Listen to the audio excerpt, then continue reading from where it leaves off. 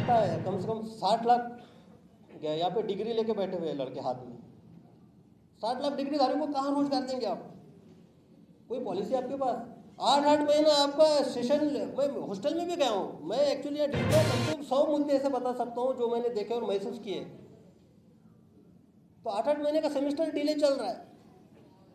यहाँ के जो ग्रेजुएशन का जो है डिग्री है उसका वजूद आगे वाले जहाँ पे आप जॉब के लिए जाते हो वहाँ पे क्या है? तो उस तरह से ओवरऑल देखना पड़ेगा। हाँ, पेपर लीक एक समस्या है। और आप एक जान लीजिए, जब मैं पुलिसिंग में था तो सबको पता है ये 360 डिग्री से उस पर कार्रवाई होती थी पूरा चक्कर में, कोई उसमें ऑब्स्टेकल नहीं रहता था। तो है, पार्टी को लाइए, फिर देखिए कौन सा पेपर लीक होता है। आप मैदान में भी नहीं गए हैं, हम सामाजिक क्षेत्र से इस काम करते उस मैदान में गए हैं। ये आप जो पॉलिटिक्स है जो यहाँ बढ़िया चेहरा जो बैठे हुए हैं, इसे भ्रष्टाचार के घोतक है, पूरा पैसा चाप के बैठे हैं, वहाँ बांटेंगे।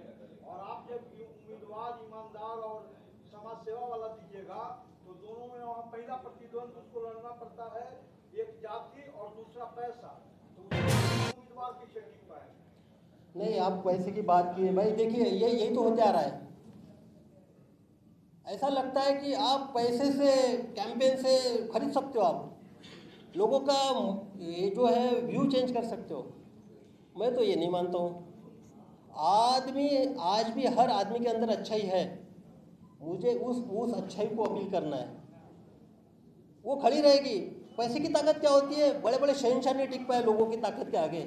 लोगों ने अगर ठान लिया क्या पैसा और क्या। नहीं सर, देखा गया है ऐसा 2-3 आईपीएस के नाम बता सकते हैं जो नामी यहाँ गिरामी चेहरा थे, लेकिन वही पैसा के चलते भाग गए, क्योंकि वहाँ सामाजिक नहीं चाहिए, वहाँ आम आदमी को पैसा चाहिए। जैसी जाइएगा नहीं, मैं एक्चुअली किसी आईपीएस के बारे में कमेंट तो नहीं करूँगा, लेकिन मैं ये कहना चाहता हूँ कि अब बहुत सारे ब्यूरोक्रेट्स हैं जो अपने सर्विस में खूब मलाई खा ली, पावर एंजॉय कर लिए और बाद में ये उद्देश्य है। तो शिवदीप लांडे तो वैसे नहीं है, निस्वार्थ भावना से है।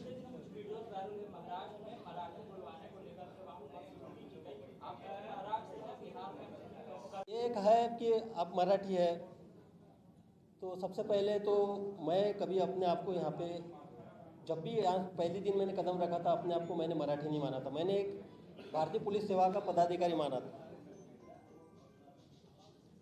तो जब भी मैं निस्वार्थ होकर सेवा देते गया, यहाँ पे अनशन पे बैठते थे, धरना आंदोलन करते थे लड़के, वो तो कोई मेरे से स्वार्थ वाले नहीं थे, उन्होंने तो मुझे उनके बीच का करके एक्सेप्ट किया है। और आपका इंटेंशन सही है ना। महात्मा गांधी ने चंपारण से सत्याग्रह किया है शुरुआत, तो उनको तो कोई उनकी जात नहीं पूछी है, कहाँ से आए हो। विनोबा भावे को भूदान आंदोलन में सबसे ज़्यादा लैंड यहाँ से दी गई है, लाखों एकड़ में, उनको तो किसी ने पूछा नहीं कि आपकी जात है, आप वहाँ से आए हो। तो मैं अभी बिहार में सेवा देने के लिए हूँ और बस बिहारियों के साथ से हूँ। बिहार के एक और चर्चित आईपीएस अफसर है विकास वैभव जी, वो एक कैंपेन शुरू किए काफी दिनों से, लेट्स इंस्पायर बिहार, और ऐसे कयास लग रहे हैं, ऐसे संकेत भी है काले काले जो वो राजनीतिक पार्टी की शुरुआत करेंगे। क्या आप उनके साथ कोई बातचीत हुई है, या फिर आप उनके कैंपेन को किस तरह देखते हैं, क्योंकि आपको मालूम होगा उनके कैंपेन के बारे में? नहीं, सबसे पहली बात है कि मैं फ्रैंकली स्पीकिंग, जो भी बिहार में, मैंने पहले बताया, जो भी बिहार में बदलाव करना चाहता है, जो भी बिहार के भविष्य को बदलना चाहता है, उन सब का मैं स्वागत करूंगा। बस इतने में कह सकता हूँ। एक सवाल है, थोड़े दिनों पहले आरसीपी सिंह ने अपनी पार्टी की शुरुआत की। प्रशांत किशोर पहले से कैंप पार्टी बना चुके हैं और चुनाव की तैयारी कर रहे हैं। आपने अभी अपनी पार्टी लॉन्च की है, आप सभी एक एक करके पार्टी लॉन्च करना, और आपको खुद भी बताया कि बिहार में बीजेपी जैसी party without naming any political, आपको क्या लगता है इससे किसको नुकसान होगा? भाई मैं तो बिजनेसमैन नहीं हूँ, नुकसान फायदे का तो मैं कैलकुलेशन नहीं कर सकता हूँ। और आप पत्रकारिता के हिसाब से मैं भी आपका एनालिसिस देखता हूँ, कोई बिहार के विजन के बारे में डिस्कशन नहीं होता है। 5.2% है तो इसको अध्यक्ष बनाया जाए इस समाज का, इसका है तो ये है, चर्चा यही होती है। तो भाई जिम्मेदारी सबकी है, तो यहाँ पे फायदे नुकसान की बात नहीं है, बात है कि बिहार का भला कैसे हो, इन फ्यूचर बिहार हमको कहाँ लेके जाना है।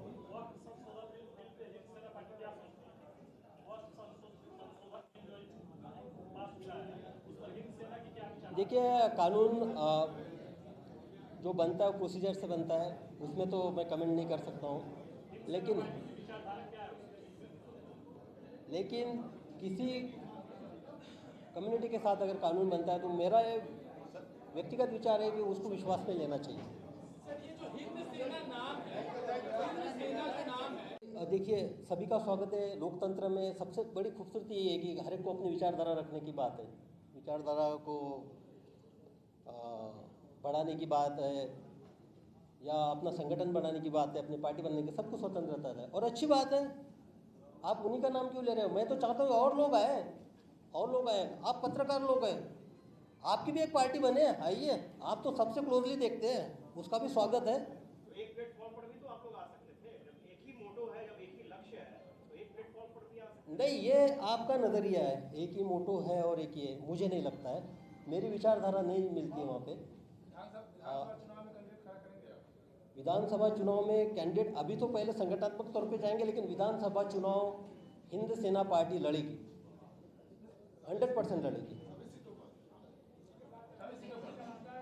अभी जब मैं पूरे बिहार घूमूंगा तो देखो, हाफ हार्टेडली मेरा कुछ नहीं रहता है। जो होता है ठेठ होता है, आर पार होता है। लड़ेंगे तो 243 पे, अभी देखते हैं। कौन सा सीट पर सर आप लड़ेंगे? हाँ, अभी ये देखिए, आप पूछे कौन सा सीट पे आप लड़ेंगे, यही सवाल है कि जो आपको हम राज्यसभा देंगे, आपको हम मंत्री बनेंगे, आपको हम सीएम का फेस बनाएंगे, बातें तो यही थी। तो आपका सवाल भी वही है, मेरा तो कोई स्वार्थ नहीं है। जो यहाँ पे हर कंस्टिट्यूंसी में चुनाव लड़ेगा वो शिवदीप वामनराव लांडे ही चुनाव लड़ेगा, वो मेरा प्रतिनिधि होगा, मेरे आइडियोलॉजी के साथ होगा। तो आप ये मत मानिए कि यहाँ का ये कैंडिडेट है, वह पटना का कोई है तो बाकीपुर का कोई कैंडिडेट है। बाकीपुर में नाम अलग हो सकता है, लेकिन उसके पीछे की जो प्रतिमा है, उसके पीछे जो है वो शिवदीप लांडे ही होगा। तो बिहार में 243 जगह पे शिवदीप वामनराव लांडे ही चुनाव लड़ेगा। सर, आईपीएस के तौर पे आपने जो जीवन दिया, क्या अधूरा छूट गया जो आप पार्टी के तौर पर पूरा करना चाहें? नहीं, अधूरा नहीं, लिमिटेशंस थे। मैं जब आईपीएस के सेवा में था तो ऑल इंडिया कंडक्ट रूल से बंधा था, और ऑल इंडिया कंडक्ट रूल के अकॉर्डिंग मैंने डिसिप्लिन, अनुशासन अपना माना, उसके अकॉर्डिंग मैंने काम किया। उस वक्त भी बहुत सारी समस्याएं लेके आते थे, लेकिन जो पुलिसिंग से रिलेटेड समस्याएं थी उसको ही मैं हल कर पाता था, उसमें न्याय दे पाता था। जैसा अभी मैंने ओपनिंग रिमार्क में बना, पानी की समस्या है, उसमें पुलिसिंग क्या करेगी। अब एग्जाम्पल के तौर पर बताऊँ तो अररिया में उस वक्त इंदिरा आवास का स्कैम हुआ था।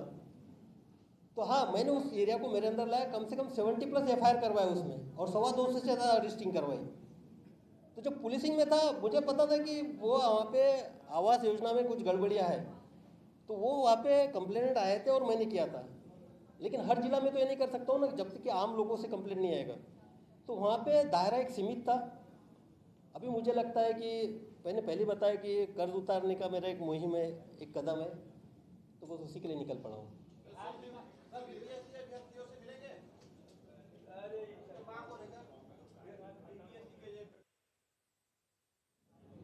सबसे पहले तो आता है उनकी बॉडी लैंग्वेज जो है, वो हमेशा शो करती कि कुछ होप्स उनमें है कि बदलाव आए, लेकिन बदलाव लाएगा कौन? 75 साल के इतिहास के बावजूद उनकी स्थिति वहीं की वही है। तो उनकी एक होप मुझे देखी कि आप बदलाव लाइए। तो बदलाव मेरे सामने ये था कि लाया कैसे जाए। एक मेरे सामने एक प्रयोजन था कि मैं समाज सेवा के माध्यम से ये इनमें बदलाव की कोशिश करूँ। लेकिन सारा एनालिसिस करने के बाद मैंने ये पाया कि लोकतंत्र ने, जो एक खूबसूरत हथियार है, लोकतंत्र ने वो व्यवस्था बना के रखी कि जो मूलभूत सुविधा है, जो उनकी समस्या है, उनसे निजात पा सके जनप्रतिनिधियों के माध्यम से। उन लोगों को अपना जनप्रतिनिधि नियुक्त करने का,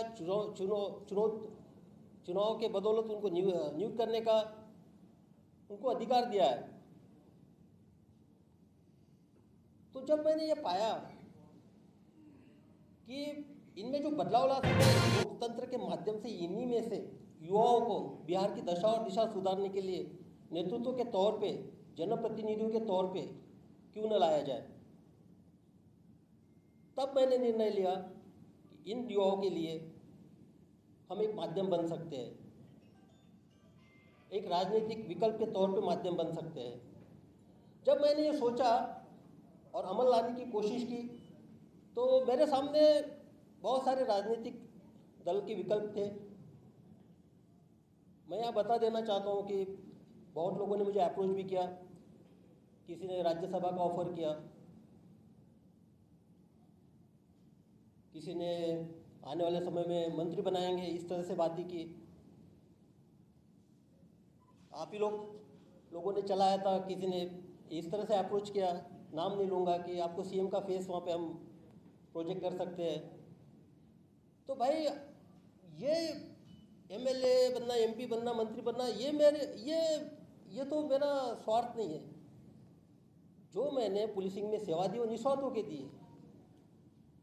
तो मुझे जो चाहिए था ये युवाओं की दशा और दिशा सुधारने वाला एक जनरेशन यहाँ पे चाहिए था। तो मैंने सोचा और अमल में लाया, क्यों ना हम युवाओं की एक पार्टी बनाए जिसमें जो जुझारू युवा है उनको हम एक चांस दे सके। अब जब पार्टी का डिसाइड हुआ तो अब इसका किस विचारधारा के साथ चलेगी, एक समस्या थी। तो बाकी पार्टियों की विचारधारा तो सब लोगों को पता है। तो मेरी जो विचारधारा थी वो पुलिसिंग में मैंने जो सीखा, सेवा देते वक्त मैंने जो समझा, लोगों के बीच जाके जो मैंने महसूस किया, उसी के बेसिस पे मेरी विचारधारा थी। मुझे इससे पहले बहुत लोगों ने सवाल पूछा था, ये जो ऊपर सिंबल है त्रिपुंड वाला, कोई बोला कि शिव जी का त्रिपुंड है, और शायद मेरे माथे में भी जब बात करता हूँ तो ऐसा त्रिपुंड दिखता है। तो ये आपका शिव जी का त्रिपुंड है। बहुत लोगों ने अपने कयास लगाए। नहीं, उसके पीछे जो है आप बैकड्रॉप में देखिए, बैकड्रॉप में खाकी का कलर है। खाकी मीन्स यूनिफॉर्मिटी। और त्रिपुंड जो है मेरे पार्टी के फाउंडिंग प्रिंसिपल्स है, मेरी आइडियोलॉजी है, ह्यूमैनिटी, जस्टिस एंड सर्विस, मानवता, न्याय और सेवा। अब मैं मानवता से क्या एक्सपेक्ट कर रहा हूँ? सिंपल है मेरा, मानवता यानी संवेदनशीलता। तो जो मुझे कमी पाई गई जब मैं घूम रहा था, तो संवेदनशीलता की बहुत कमी पाई मैंने। लोग मानवता के तौर पे किसी को यहाँ पे मान नहीं रहे थे। तो एक एग्जाम्पल के तौर पे मैं बताता हूँ कि मैं संवेदनशीलता किस बात में खोज रहा हूँ, किस तरह से मेरी पार्टी की संवेदनशीलता होगी। मैं अररिया में एसपी था, एक महिला आती है, दरवाजे पे खड़ी होती है, उतने में मेरा जो बाहर का गार्ड होता है, दरवाजे वाला, वो अंदर आता है, हंसते हुए आता है, बोलता है सर, क्योंकि जनरली मेरे एसपी पीरियड में आपने देखा कि दरवाजे को गेट नहीं लगता था, पूरा खुला रहता था ट्रांसफर। तो हंस के इंडियन पुलिस सर्विस, तो मैंने सबसे पहले बोला था कि मेरे लिए सेवा ही सबसे इंपॉर्टेंट है और निस्वार्थ सेवा। मैंने कभी अपने आप को एएसपी नहीं समझा, ना एसपी समझा, डीआईजी समझा, आईजी समझा। मैंने अपने आप को सेवक समझा है। इसीलिए खुल के लोग आते थे, खुल से अपनी समस्याएं बता देते। तो जो एक निस्वार्थ सेवा भाव की जो भावना है, जो संवेदनशीलता की भावना है, वो मुझे सेवा के अंतर्गत अपेक्षित है। आप तो लोकतंत्र ने खूबसूरत ये किया है कि भाई जन सेवा के लिए आपको जनप्रतिनिधि चुनाव नियुक्त करने पड़ेंगे, चयनित करने पड़ेंगे। चयनित करने के बाद आप क्या करते हो? 3 सेशंस होते हैं। अरे आप उस क्षेत्र की समस्या तो रोको। यहाँ तो कोई जनप्रतिनिधि बन जाता है तो अपने आप को एकदम समझता है कि हम राजा के तौर पे बन गए और ये इनको 5 साल के बाद हम बात करेंगे लोगों से, तो वो नहीं चलेगा। अगर जनप्रतिनिधि यहाँ पे आता है तो उसको सेवा भाव से आना पड़ेगा, निस्सीम सेवा भाव से आना पड़ेगा, निस्वार्थ सेवा भाव से आना पड़ेगा। और इस पार्टी में जो भी जुड़ना चाहता है, भी जो भी जुड़ेंगे, उनको ये 3 प्रिंसिपल पे खरा उतरना पड़ेगा, उनको एक्सेप्ट करना पड़ेगा। मानवता, न्याय और सेवा। अब आप बोल रहे होंगे कि भाई यहाँ पे इतनी सारी समस्या है, तो आप क्या करोगे, क्या कर सकते हो, और आपने पॉलिटिकल पार्टी का ही रास्ता क्यों चुना है। मैं एक सिंपल एग्जांपल कोट करता हूँ, मेरा कंक्लूड करता हूँ, फिर आप लोगों के सवाल लूँगा। अब सब बोलते कि यहाँ पलायन की समस्या है, रोजगार की समस्या है, आप लोग भी कवर करते हैं। यहाँ इंडस्ट्री नहीं है, मैं इस पर बोलूँगा नहीं। इंडस्ट्रियलाइजेशन का देखिए, इंडस्ट्री के लिए लैंड चाहिए, फाइनेंस चाहिए यानी कैपिटल चाहिए, स्किल लेबर चाहिए। उसके लिए सरकार ने बियाडा भी बनाया है। इंटर सबवेंशन स्कीम थी सेंट्रल गवर्नमेंट की, उसके अंतर्गत भी बहुत सारे प्लान का बोला गया है। तो सच्चाई आप लोग सब जानते हैं क्या हुआ है क्या नहीं हुआ है। मैं ये नहीं बोलने जा रहा हूँ कि कोई बड़ा प्लांट यहाँ पे आए, उसके लिए इनिशिएटिव हो, लेकिन जो आपके पास है पहले उसके प्रति तो आप संवेदनशीलता दिखाइए। मैं भागलपुर में गया था। भागलपुर में बुनकर है, सिल्क सिटी के नाम से जाना जाता है भागलपुर। हमारा एक पारंपरिक और सामर्थ्यशाली इतिहास है सिल्क इंडस्ट्री के साथ में। तो वहाँ बुनकर के पास लैंड की बात आती है, तो लैंड का उनको लैंड की ज़रूरत नहीं है। उन्होंने जब हैंडलूम से पावरलूम पे किया तो उन्होंने बेचारों ने पावरलूम अपने घर में लगाए, अपनी बेड की जगह, अपनी किचन की जगह लगाए उन्होंने पावरलूम। फाइनेंस, तो फाइनेंस उन्होंने अपने गुड बना के उन्होंने फाइनेंस अवेलेबल किया अपने बैंक से। और स्किल्ड लेबर, वो स्किल तो है उनके पास, सालों साल से वो स्किल्ड है उनके पास। तो आपके पास स्किल्ड लेबर है वहाँ पे, आपको वहाँ लैंड देनी नहीं है, वहाँ पे फाइनेंस उन्होंने खुद खड़ा कर रखा है। उस इंडस्ट्री पे direct indirect forward backward linkage पकड़ के 1.5 से 2 लाख डिपेंडेंट है भागलपुर में। तो आपने उसके प्रति क्या किया है, क्या संवेदनशीलता है आपकी? आप जरा पूछिए। पावर लूम बंद है और उसका इलेक्ट्रिसिटी का बिल 4 लाख 5 लाख ऐसे आ रहा है। रॉ मटेरियल के बारे में कोई पॉलिसी नहीं है, स्टोरेज के बारे में कोई पॉलिसी नहीं है। अरे भाई उसको रिवाइव तो कीजिए आप। बाकी इंडस्ट्री तो लगाएंगे, लेकिन जो आपके पास है जिसमें आप रोजगार जनरेट कर सकते हो, जिसके माध्यम से आप वहाँ के स्किल लेबर का पलायन रोक सकते हो, वो तो चीज़ें अपने पास तो कीजिए। तो बस मेरा यही सब कुछ कहना था। आज पार्टी का अनाउंसमेंट किया है। मेरा क्षेत्र में घूमना अभी खुले तौर पे रहेगा। एक पार्टी का राष्ट्रीय जो अध्यक्ष है, पार्टी का गठन कल ही हुआ है, 7 अप्रैल 2025 में पार्टी का गठन हुआ है। सर्वसम्मति से वहाँ राष्ट्रीय अध्यक्ष के तौर पे मैं हूँ, शिवदीप अमनराव लांडे है। अब मेरा जो घूमने का सिलसिला है बिहार में जारी रहेगा। संगठनात्मक तौर पे लोगों को चूज़ करना है, उनको जानना है, पहचानना है, कौन जो एक मोटिव है, जो फिलॉसफी है, जो आइडियोलॉजी पार्टी को आगे बढ़ा सकता है और आगे बढ़ना है। तो आप लोगों के कुछ सवाल होंगे तो आप पूछ सकते हैं। ऐसा तो मुझे लगा कि ये जिस सेवा के लिए संवेदनशीलता के तौर पे इसको देखना चाहिए था, उस समस्या को नहीं देख रहा है। मैंने तुरंत उस सिपाही को वहाँ पे निलंबित किया, वो महिलाओं को बुलाया, और वो महिला की जो समस्या है बकरी चोरी की, उसका पति बाहर रिक्शा चलाता दिल्ली में, बौसी थाना का मामला। तो मैंने अपने आप को उसकी जगह देखा, उसका पति बाहर है, उसके लिए उपजीविका साधन यहाँ बकरी है।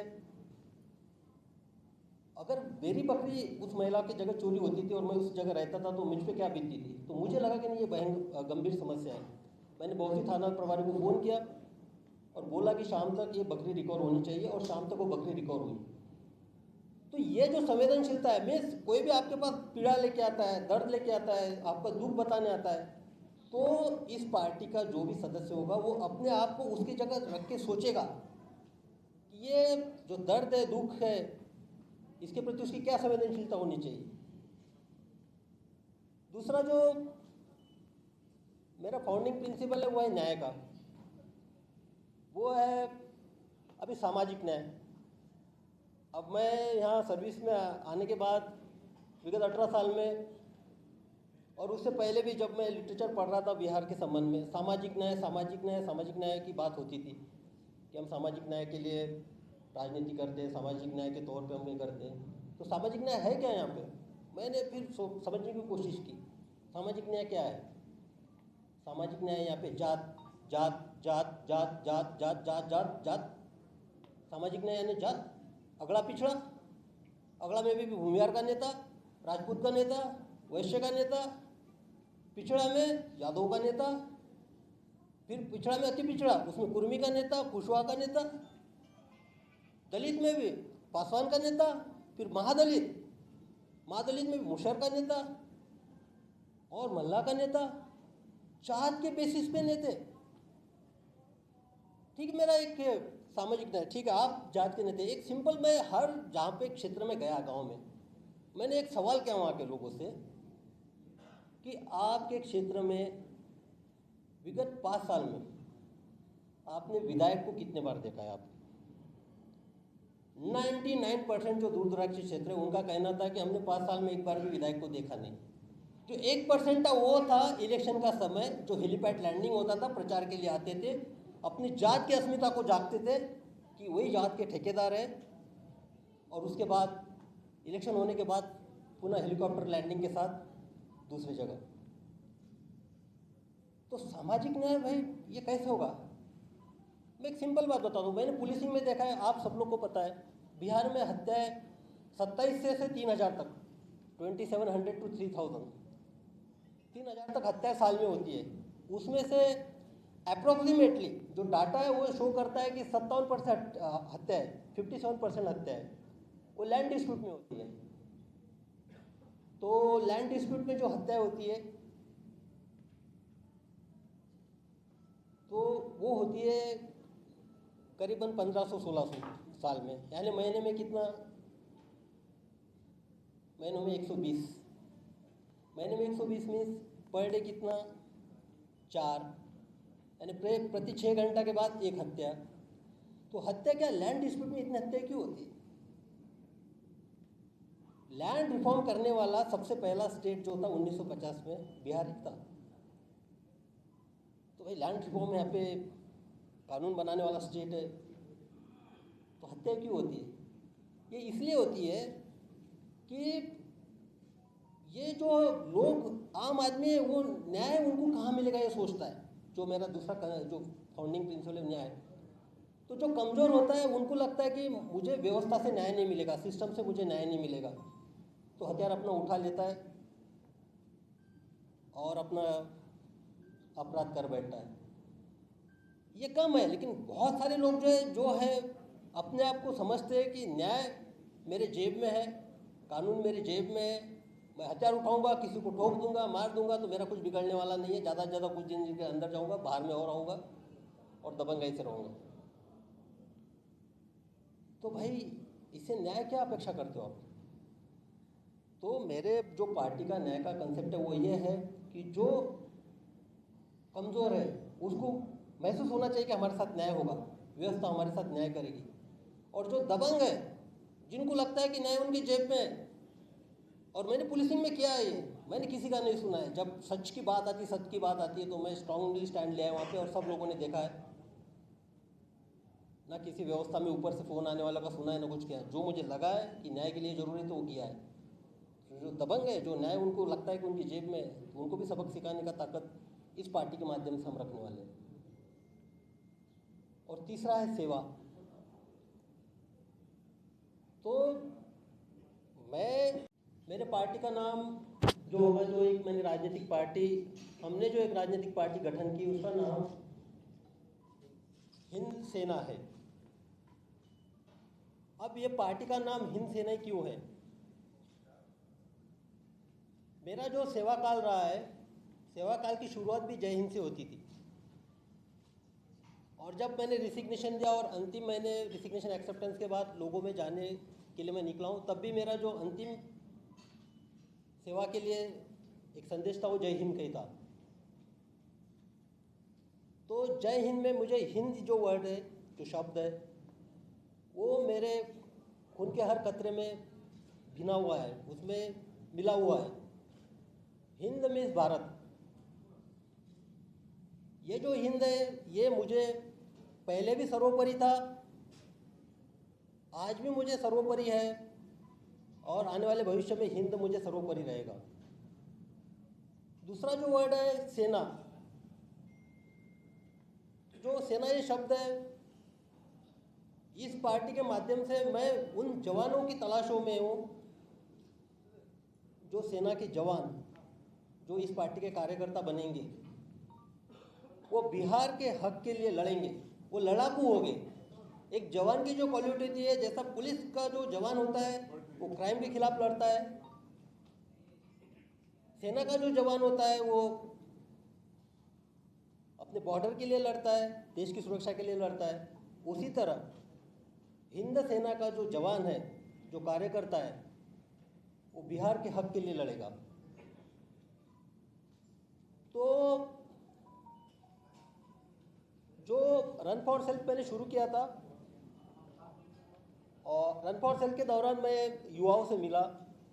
हालांकि रन फॉर सेल्फ में एक मेरा और एक मोटिव था, अवेयरनेस कितने मात्रा तक नीचे पहुंची हुई है, और दूसरी बात थी कि लोगों के मन में क्या है, विशेषकर युवाओं के मन में क्या है, युवा क्या सोच रहे हैं, वो मुझे जानना था। तो विगत एक माह के अंदर जो पुलिस के 12 रेंज है, उसमें से एक बेतिया रेंज छोड़ के, यानी बेतिया, मोतिहारी और बगा जो आता है, वो 3 जिला छोड़ के ऑलमोस्ट सारे जिलों को मैंने टच किया। वहाँ के दूर दराज क्षेत्र में, गाँव में मैं गया, वहाँ के युवाओं से बात की, वहाँ के महिलाओं से बात की, वहाँ से जो बुजुर्ग है उनसे बात की। तो मुझे जब सबसे बात करने के बाद 2 बातें जो है वो प्रमुखता से सामने दिखाई दी। सबसे पहली बात, 75 साल के आज़ादी के बाद भी, 75 साल के आज़ादी के बाद भी बिहार के जो दूर दराज के क्षेत्र है, कई गांव है, उन तक जो बुनियादी सुविधाएं पहुंचनी चाहिए थी वो नहीं पहुंची। रोजगार, पलायन, ये तो बड़े इशू है, लेकिन जो बुनियादी सुविधा है, एग्जाम्पल के तौर पे बताता हूँ, आदमी के लिए जीने के लिए सबसे इंपॉर्टेंट क्या है गांव में, वो है पानी। तो जब मैं जमुई क्षेत्र में गया, सिकंदरा प्रखंड में, सिकंदरा प्रखंड में अभी गर्मी शुरू हुई, आप अभी देखिएगा आने वाले 3-4 महीने में वहाँ के लोग जो है गांव के, वो अपने पशुओं को, मवेशी को लेके खगड़िया और सहरसा के दियारा में जाते हैं, पूरा अपना वही निकालते हैं ताकि उनको वहाँ पे पानी मिल सके और जिंदा रह सके पशु। उसी तरह रोहतास जो पहाड़ी है, उसके आसपास के 30-40 गांव हैं, ताराडी पंचायत के, वहाँ के जो लोग हैं वो भी अपने पशुओं के लिए लेकर 4-5 महीने के लिए, जिसको डीला कहते हैं, सोन डीला के अंदर ले जाते और वहाँ रहते हैं। आप यकीन कर सकते हैं, हम तो शादियाँ मनाते हैं, ये जो अभी आएगा शादियों का मुहूर्त आएगा, फेस्टिवल का भी सीज़न है, लेकिन उनके लिए ये नहीं होता। इस मुहूर्त में वो सिर्फ अपने जो पानी की समस्या है उससे जूझते हुए रहते हैं, और जो शादी वादी की जो उनकी चीज़ होती है बाद में होती है, ये पानी की बात है। उसी तरह हम बहुत सारे गांव में लोगों को पक्के छत नहीं पहुंचा पाए हैं, और बहुत सारे गांव में लोग इतने समर्थ भी नहीं है जो अपने चॉइस से कपड़े पहन सके, खरीद सके, और अपने दो वक्त की रोटी अपने बेटा बेटी इनको खिला सके। तो 75 साल के आज़ादी के बाद ये वहाँ की भयावह स्थिति है। और जो दूसरी बात थी जो मैं युवाओं में देखना चाहता था, उनसे मैंने वार्तालाप किया, संवाद किया। जब भी आप दूर दराज के क्षेत्र में, आपको भी अपील करता हूँ, आप कहीं पे जाइए और सिर्फ उन लोगों तक कैमरा लेके जाइए और उनसे बात कीजिए। वो आपके सामने समस्याओं का अंबार लगा देंगे, एक फेरिस्त आपके सामने रख देंगे उनके समस्याओं की। तो जब वो आपके सामने समस्याओं की फेरिस्त रखते थे, मेरे सामने